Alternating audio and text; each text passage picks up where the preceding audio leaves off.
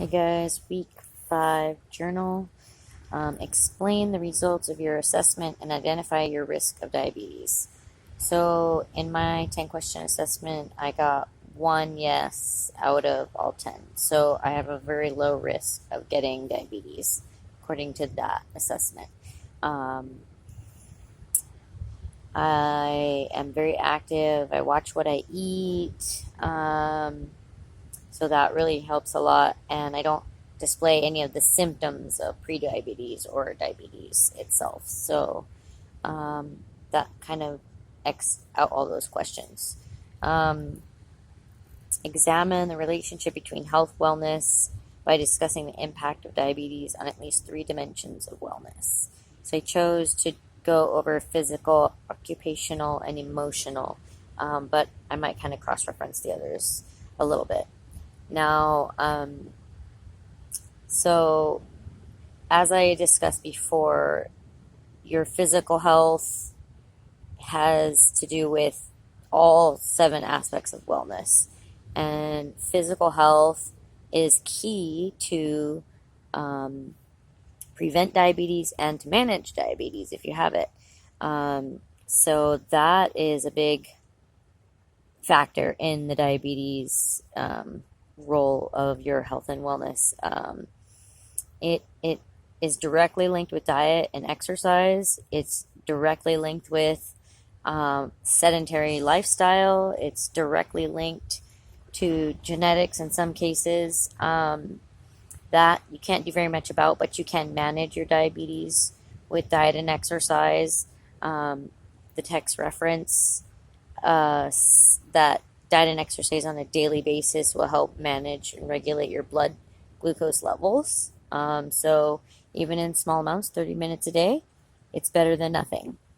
And then in the occupational, I think that diabetes really has a lot to do with, in most cases, people being overweight and sedentary, working an office job, sitting around all the time, not being active. Your occupational function is decreased because you're lethargic, you're not clear focused, sometimes your vision's blurry. So it can really affect your job. It can affect your ability to do things that, might be something that's required for you to work.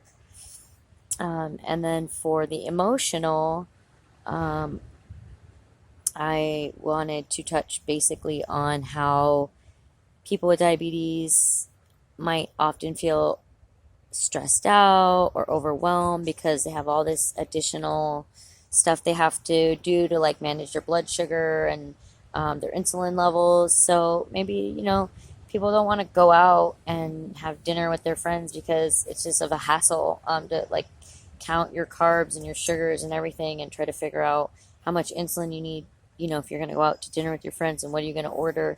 It could also mean that you have low self-esteem because maybe you're overweight. 80% of people with type 2 diabetes are overweight. And so, maybe it's just emotionally draining on you to feel sick and yucky all the time and like everything, all your levels are all out of balance. So it definitely can touch on that emotional side, and emotions can also induce stress, which makes you sometimes have bad eating habits, which can also lead to diabetes. Eating too much fast food, junk food, sugar on the go, not real meals. That'll really affect you as well.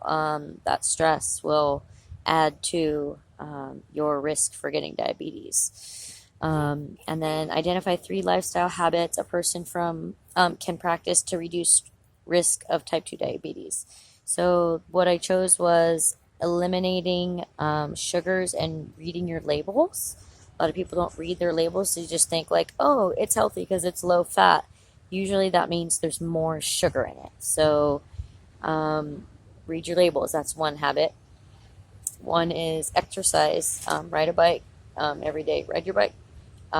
Being sedentary helps you to get overweight, have loss of muscle mass, making your fat store more, all kinds of stuff. So that's that. And then just your diet in general, and eating out a lot, making your own meals is always a better option. So pack your lunch, people. Pack your lunch, ride your bike, and read your labels.